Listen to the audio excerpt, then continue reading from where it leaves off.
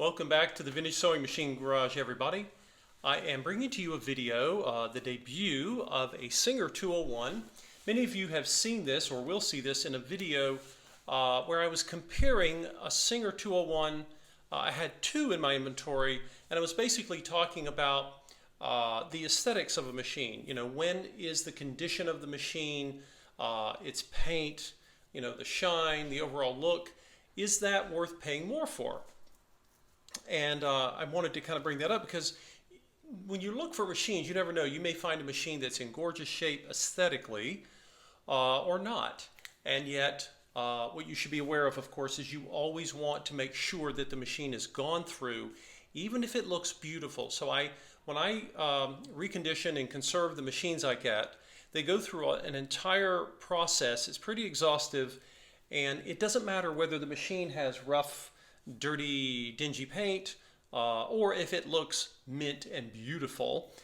They all still require service, right? Because many of these machines have been sitting.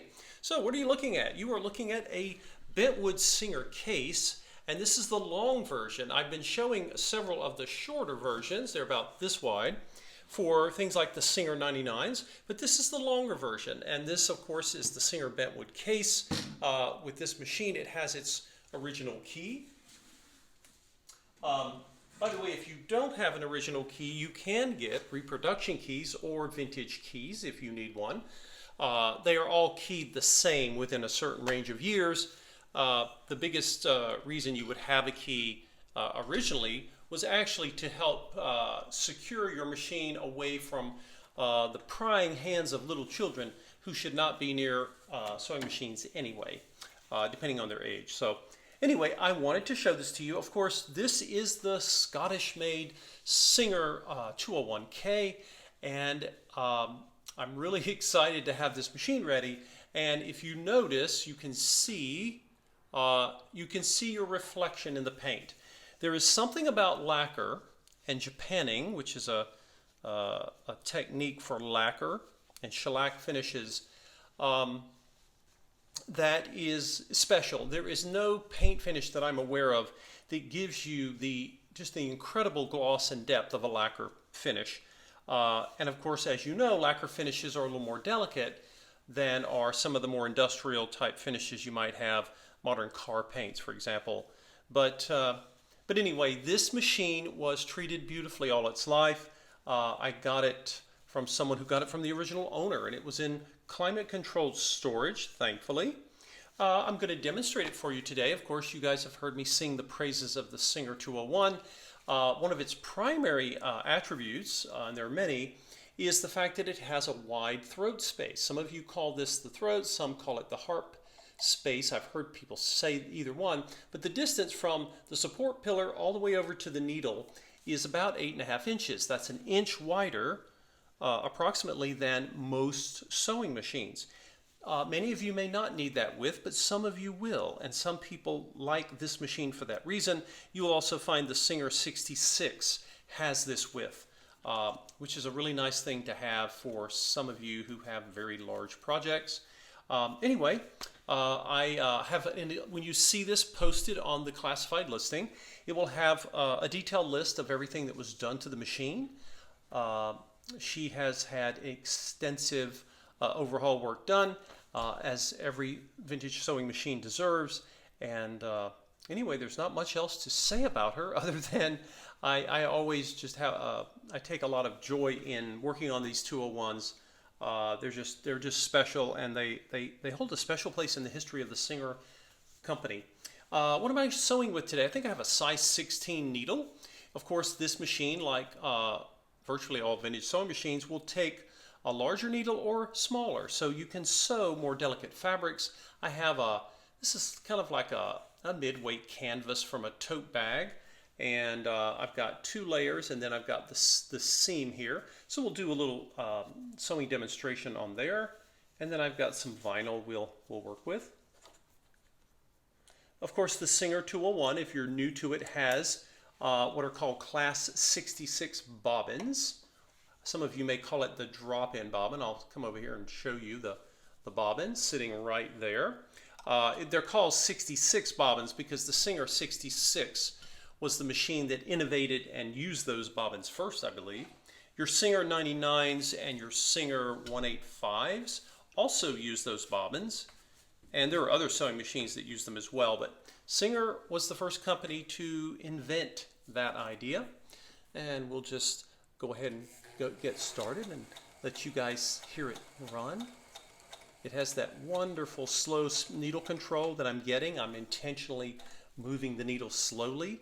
It's something I have found, even though we have carbon pile, the original foot pedal, which is in gorgeous shape, notice I can get really good speed control. Normally you have to go to an electronic pedal for that, but not with most of the Singer motor and foot pedal combinations give you that.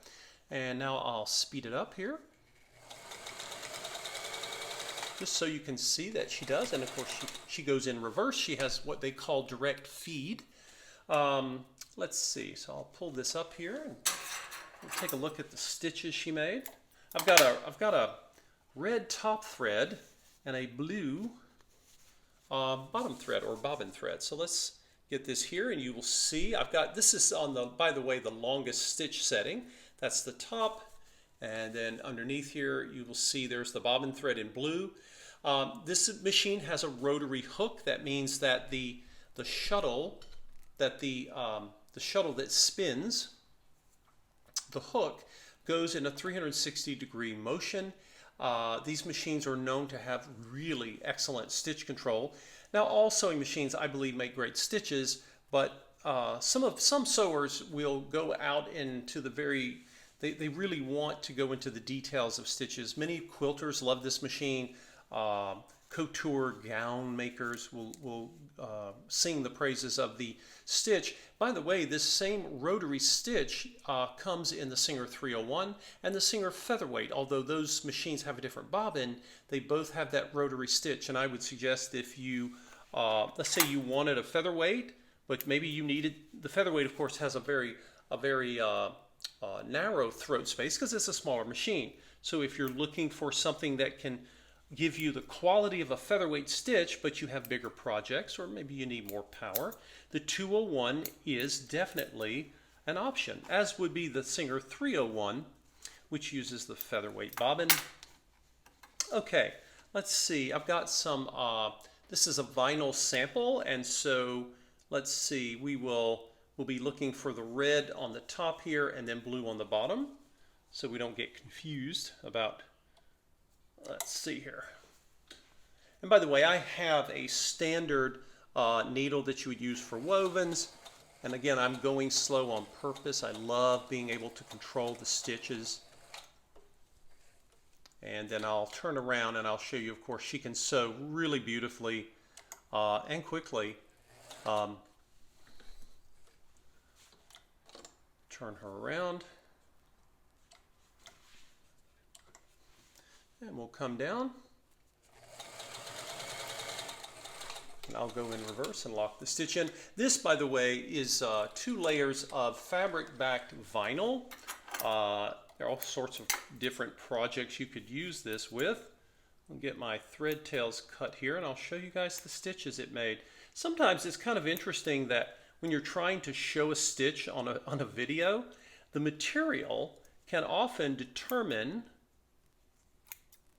how well the stitch shows off. So on this, textured canvas, you see a line. It's hard to see the individual stitches. So on this vinyl sample, you can really see, you'll see the top red that I just did, really beautiful stitch, just laser straight, which I love. And then on the back side, here's the blue,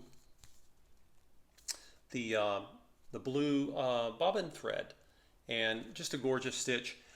Anyway, I have this machine is going to be posted on Kijiji soon, probably today, and I have someone interested in it, but I'm going to post it, and you all can see, of course, the video. And let's see, stay tuned. I've got more videos coming. I've got, I don't know, 6, 8, or 10 video ideas I've got trying to make, but I had some beautiful afternoon light today. I really like natural light for these videos. And if many of you have commented before that you have 201s and you love them. The 201 was in production from late 1930s up until somewhere in the 50s, maybe 59, 60. I'd have to double check. Had a long production run, and it was very expensive toward the end in the 1950s. If you bought a 201, it's a dedicated straight stitch machine. The cost of the 201 was just as high as if you were buying, say, one of Singer's new multi-stitch machines like the 400. But the cost of making this machine was incredible, but it's certainly reflected in its quality. Anyway, this machine is being sold in a bent wood case. If you have any questions, please contact me. If you'd like to set up a time to come and see the machine, I'd be happy to show it to you and demonstrate it, or let you take it for a test spin. Thanks for watching, everyone, and stay tuned for new videos. We will have plenty of videos coming up in the next several weeks. Take care.